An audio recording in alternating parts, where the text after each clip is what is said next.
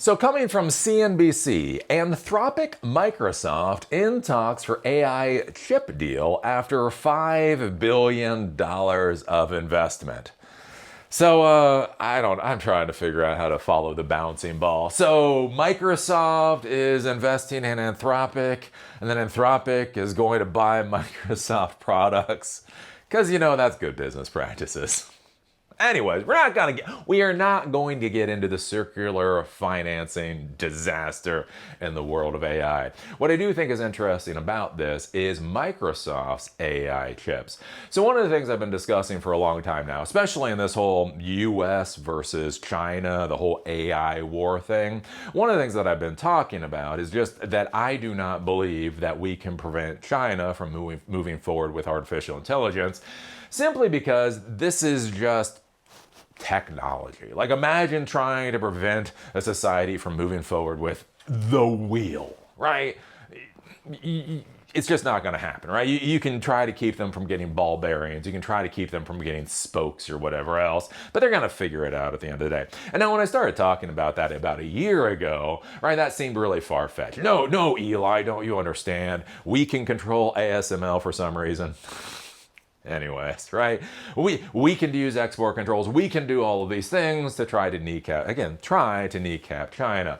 But the curious thing is, as we've moved forward, like if you look back a year ago, year and a half, 2 years ago, whenever we talked about AI chips, we were generally talking about GPUs, graphical processing units, and that basically meant Nvidia, right? So the idea is Nvidia sells AI hardware. Ergo, if you can prevent Nvidia from selling hardware to specific people, then you can prevent them from moving forward in artificial intelligence. But as I've talked about before, that's not really how any of this crap works. It's just technology, right? You use the systems that are available to you in order to try to build solutions and deploy those particular solutions. And the interesting thing that's happened over the past year and a half, 2 years, is we started to see more and more of our own homegrown technology companies creating their own chips, right? We see Apple with their M series of chips. That's been going on for a long time. But then we've seen Google with their TPUs. They're called tensor processing units. And to be clear, when we talk about TPUs, I think the first time I heard about TPUs, don't quote me on it, was like 2014. Like it's really weird, right? Google is an overnight success in AI. If you ignore the 2 decades of work that they put into AI before Gemini Pro came out. But anyways, we're talking about TPUs have been out for a long time. Meta is coming out with their own processors. Amazon has their Trainium processors, and what we've started to see even here in the United States is that more and more companies are coming out with their own dedicated processors for things like AI tasks. And one of the also-rans in the whole AI processor race is Microsoft. They've come out with their own processor too. And so what's kind of interesting here is that Anthropic is going to be using their processors. And just to bring this back to the whole US versus China war, is if Anthropic can run their systems on Nvidia GPUs, or Trainium processors, or TPUs, or Meta's horse crap, or Microsoft's crap. Why does it seem like such a shock that China could run models on their home-built stuff, right? You literally don't need a GPU to run these models, to train the models, inference, and training, and the whole 9 yards. Anyways, we take a look at this. Go down here. Microsoft is in talks to supply its custom AI chips to Anthropic, CNBC confirmed. A deal would represent a win for Microsoft, which is behind cloud rivals Amazon and Google when it comes to supplying clients with special purpose AI silicon. Microsoft announced its second generation Maia AI chip in January, but is yet to make it available through its Azure cloud. The company did say Maia 200 processor would run OpenAI's GPT 5.2 model. Anthropic has not yet closed on the deal with Microsoft over the use of Maia, said a person familiar with the deal who asked to be not to be named.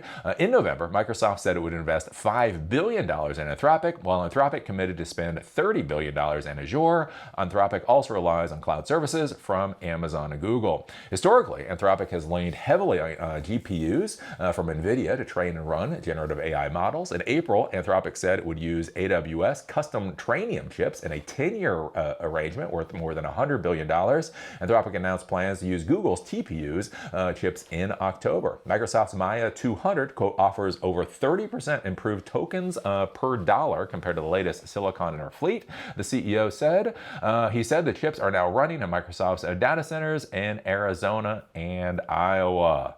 So this is going to be one of the things to be taking a look at. Again, in the whole AI world, right? The US versus China, but also a big problem for Nvidia, right? One of the arguments I made for a while now is that Nvidia is in a really crap position. And that's the kind of spit take you get from Eli, the computer guy, that nobody else agrees with. Like, what?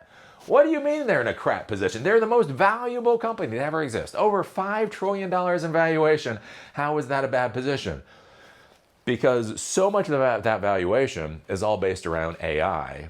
And by the moment, they are losing market share, right? And the issue that you're going to run into with Nvidia is the whole question you ran into with Cisco back in the day, right? So having done technology now for 30 years, since 1996, I remember when you needed to buy Cisco, right? You went into an enterprise world, you went into the business world, and you had to buy Cisco. You could buy other switches from other vendors. I mean, you could. If you hated yourself, you could, but basically you just bought Cisco, right? Because it was high quality, you plug it in, you do the configurations, you plug it in, and that crap will keep running for the next 30 years, and you're not gonna have to worry about it, right? You generally, by and large, unless you're in a massive enterprise or whatever else, you generally did not have to do a lot of troubleshooting on Cisco equipment, which was not the case with other networking equipment out there. So anyways, back in the day, go back to early 2000s, Cisco was best in class, so you paid the price premium for Cisco. The thing is with Cisco, at least in the Western world, right, they kept getting better and better. They started adding security services, VLANs, VLAN stuff. They started adding all these, quality improvements. So they stayed a high quality product. But here's the issue. I just need a switch that I'm not going to have to troubleshoot, right? I don't need to do VLAN tagging. I don't need to do quality of service or packet prioritization as long as it's a gigabit network.